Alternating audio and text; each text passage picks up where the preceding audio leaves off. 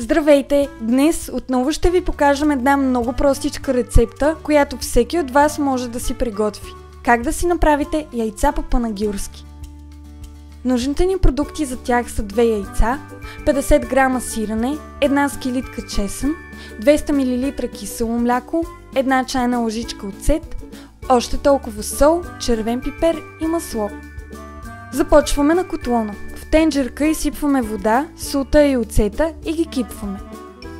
И сега има различни трикове за това да направите яйцата с максимално правилна форма. Някои хора ги чукват в чаша, след това разбъркват водата, за да се завихри и тогава от чашата изсипват яйцата.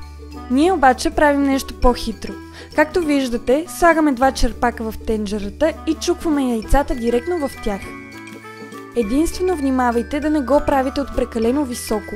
Близо до водата ги чукнете и внимавайте да не се изгорите. Значително по-хитър, бърз и удобен начин и за чукването, и за ваденето. А на самите яйца не им трябва много. Около минута и половина в кипящата вода им е достатъчно. След това, без да изключваме котлона, просто сменяме тенджерата с тиган и разтапяме маслото. Когато се разтопим, добавяме червения пипер и разбъркваме, докато се смесят добре.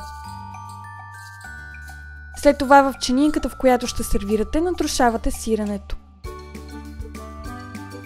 Продължаваме като смесим киселото мляко с намачкания чесън и солта. След това изсипваме млякото върху натрушеното сирене. Накрая ни остава само да поставим яйцата върху канапето и да ги залеем с маслото. След това са готови за похапване. Да ви е сладко!